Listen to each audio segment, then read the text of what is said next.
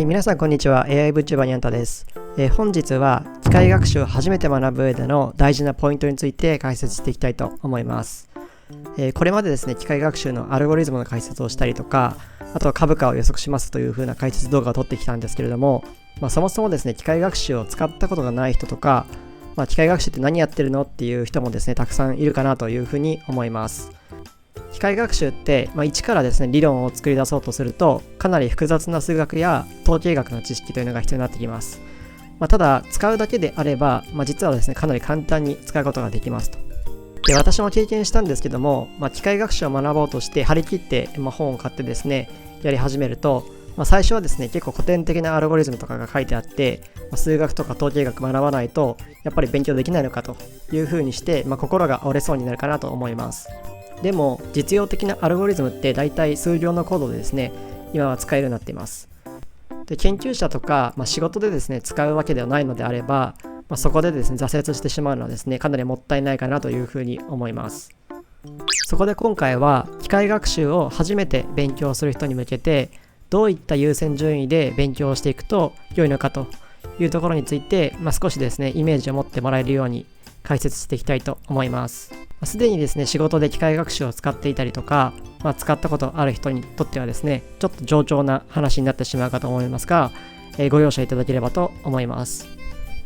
最初にまず機械学習を使う上での全体の流れになります。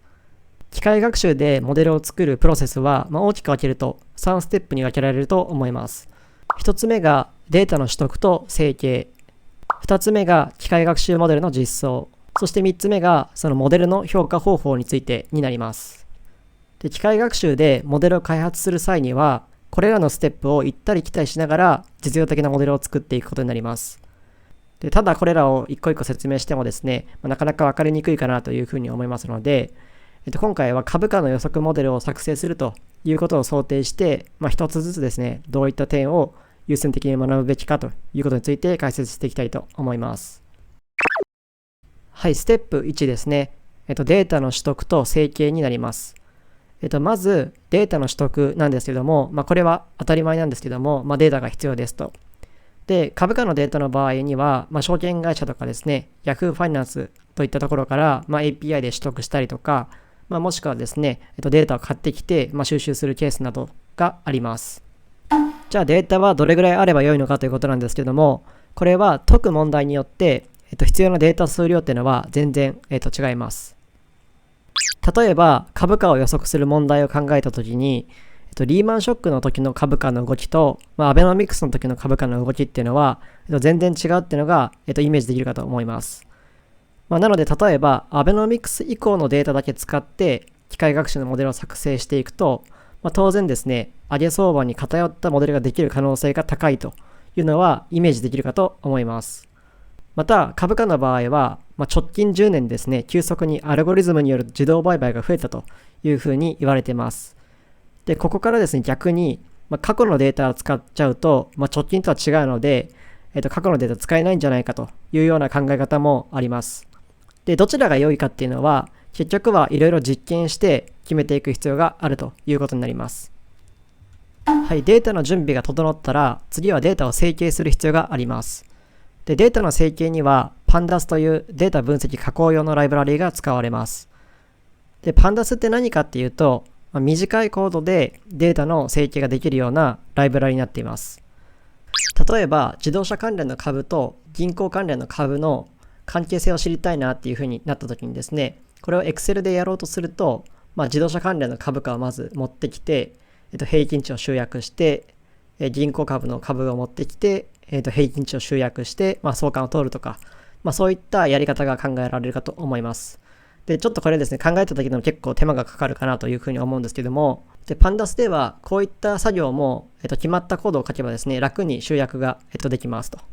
で、あとは、大抵ですね、データの中には欠損値があったりとか、あと必要ないデータがあったりとか、いうところでですね、削除したりしなきゃいけないんですけども、Pandas ではですね、そういったことも、簡単にできます。なので、機械学習を使う上で、この Pandas のスキルというのは必ず必要になります。で、機械学習の予測精度っていうのは結局ですね、入力するデータに依存する部分がすごく大きいので、思い通りのデータの加工っていうのをパンダスで行えるスキルっていうのは、一番優先度が高い身につけるべきスキルというふうに言えると思います。続いて機械学習です。で、パンダスで機械学習に入力する形にデータを整形した後にですね、機械学習に入力していきます。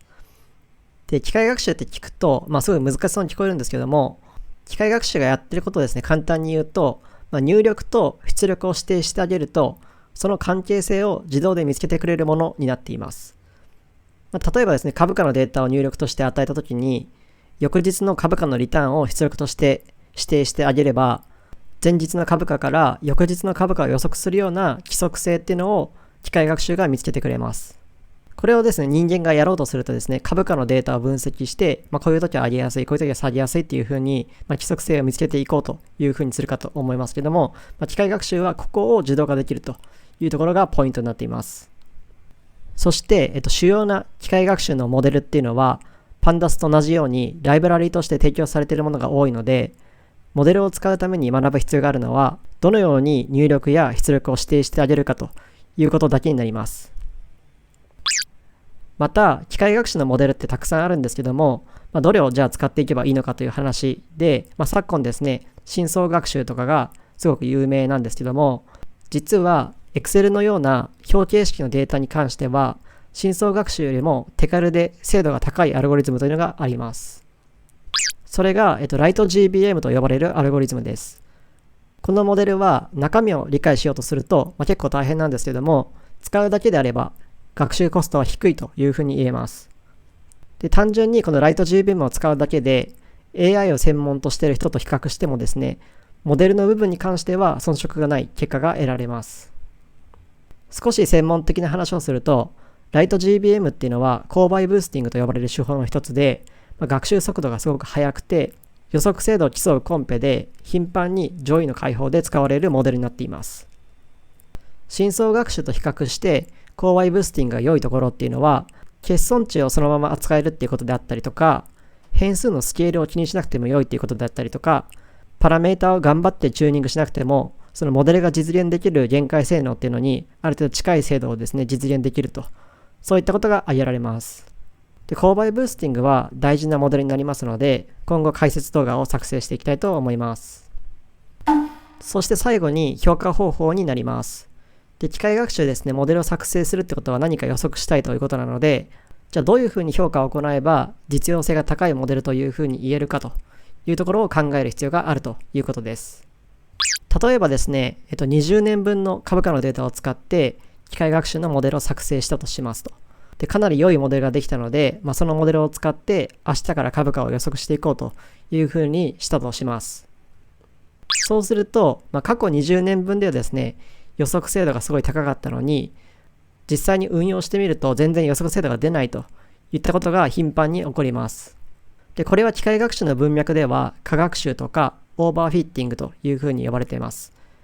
株式トレードの文脈では、カーブフィッティングというふうに呼ばれる現象で、手元にあるデータに適合しすぎて、将来のデータに対して意味のある予測ができなくなってしまう現象のことを指しています。特に機械学習のモデルは複雑な関係を表現できる反面、この過学習というのを起こしやすいのが特徴です。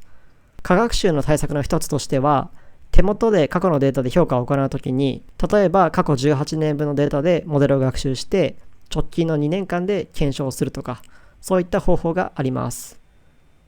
この辺の分割方法に関する詳しい話は別の動画で紹介しているので、もしよろしければそちらも見ていただければと思います。他にも、入力としてですね、出力と全然関係ないものを入れないとか、そういったことでも過学習を抑える効果が期待できます。はい、そして、過学習をケアした上で、その予測精度をですね、評価していく必要があります。で、評価する指標としてはいろんなものがあるんですけども、一つ有名なものを挙げるとすると、この平均二乗誤差というものがあります。平均二乗誤差は実際の値と予測値の差分の、2乗ですね。それの平均を取っていると、そういったものになっています。で、何を評価指標にするかということが問題になってきます。例えばですね、株価の予測で、じゃあ平均二乗誤差を使えばいいのかっていうのは微妙なところで、単純にですね、誤差が小さいかっていうよりも、日々の予測精度が当たっているかということを考えるんだったら、シャープレッショとかですね、そういった評価指標が使われたりします。で、ここら辺は解きたい問題に対してみんながどういった評価指標を使って評価しているのかなっていうのを、調査する必要があるかと思います。